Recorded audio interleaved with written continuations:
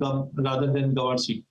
Right, तो वो range निकलती हुई नजर आ रही है। एक बार फिर से आपके लिए रिपीट कर देते हैं जो अजय ने कहा है कि 5150 नीचे में, 6200 ऊपर में आपको ये रेंज सीड में देखने को मिल सकती है। जहां तक गुआर गम की बात है 10,350 नीचे में एक सपोर्ट है और ऊपर में 12,400 तक के स्तर उनको लगते हैं। उन्होंने ऑफकोर्स कहा है कि इसके ऊपर के लेवल्स भी हम यहाँ पर गम में आता हुआ देख पाएंगे, तो तेजी की उम्मीद है। लेकिन जैसे चार्ट एक तरफा है तो कुछ मुनाफा वसूली की एक्सपेक्टेशन आपको यहाँ पर बना के रखनी चाहिए। लेकिन आगे बढ़ते हैं और बात हम यहाँ पर खाने के तेलों की करते हैं। हमारे साथ सुपा के ईडी डीएन पाठक जी जुड़े हैं। पाठक जी नमस्कार। यहाँ पर खाने के तेलों में भी उठापटक जारी है, ज्यादातर तो यहाँ पर मुनाफा वसूली ही अंतर्राष्ट्रीय बाजारों में देखने को मिली है। As of now Indian markets में फसल को लेकर जो लेटेस्ट ट्रेंड्स हैं कैसे देखते हैं आप उसे?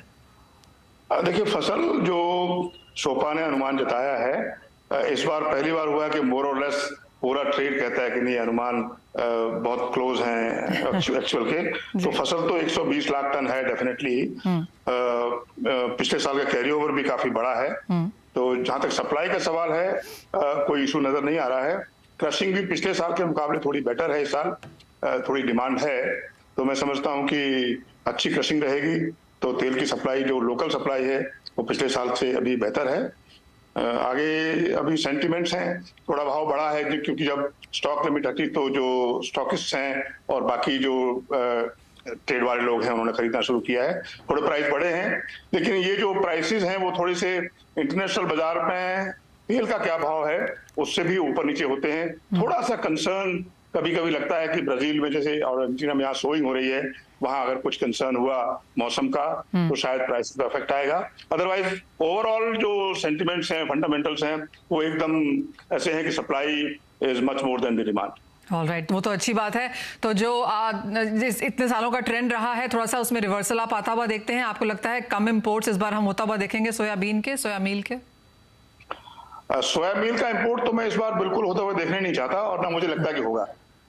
ऑलराइट, और सोयाबीन कैसे देखते हैं आप? वहां पर किस तरह की स्थिति बन सकती है? क्योंकि जैसे आपने कहा कि फसल अच्छी है, क्रशिंग अच्छी खासी हो रही है, कैरी फॉरवर्ड स्टॉक यहाँ पर पर्याप्त है।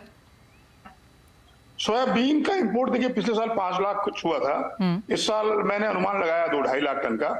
अब ये सोयाबीन का इंपोर्ट क्योंकि अफ्रीका से होता है, मोस्टली विदाउट ड्यूटी होता है, तो प्राइसेस पे डिपेंड करेगा कि हाउ दी प्राइसेस वर्क।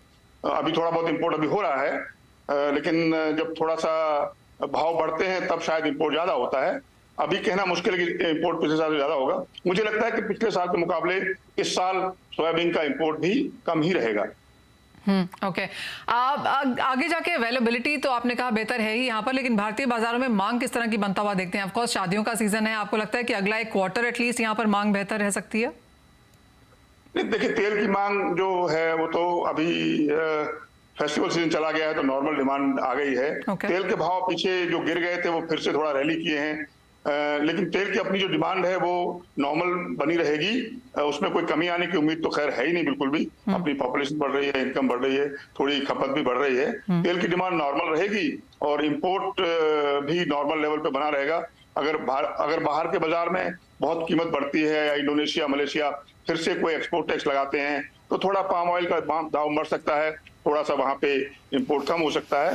पर ओवरऑल स्थिति उसमें कोई खास उतार चढ़ाव जो है अभी नजर नहीं आ रहा है आज की तारीख में। ऑलराइट, मुझे मालूम है पाठक जी आप यहाँ पर प्राइस व्यू तो ऑफ कोर्स नहीं देते हैं, लेकिन डायरेक्शन अब यहाँ पर क्या नजर आती है? आपको लगता है कि एक टॉप यहाँ पर बन चुका है, बॉटम भी शायद बन चुका है, तो क्या रेंज रह सकती है, क्या डायरेक्शन रह सकती है आगे?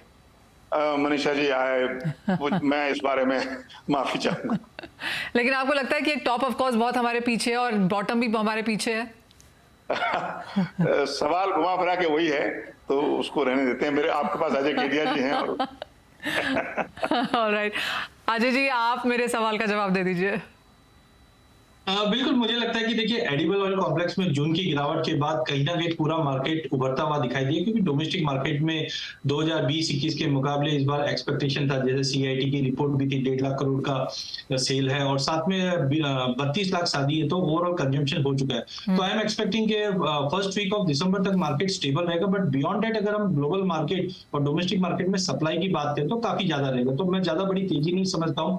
5850 5900 हायर साइड है, 6000 के ऊपर प्राइसेस सस्टेन नहीं करेंगे, धीरे धीरे अराइवल प्रेशर भी रहेगा। मस्टर्ड की भी स्विंग अच्छी बताई जा रही है, तो मुझे लगता है आगे सप्लाई कंटिन्यू रहेगा। तो अगर फरवरी मार्च तक की भी बात करें तो आई एम एक्सपेक्टिंग प्राइसेस फिर से 5,200 के नीचे 5,000 के करीब सोयाबीन आते हुए दिखाई देंगे। ग्लोबल मार्केट में पाम ऑयल या पिछले साल लॉजिस्टिक इशू की वजह से ज्यादा करके हम देख रहे थे कि पूरे ही एडिबल ऑयल कॉम्प्लेक्स में तेजी बनी थी, बट अब लॉजिस्टिक इशू भी नहीं है और सप्लाई धीरे धीरे बढ़ रही है।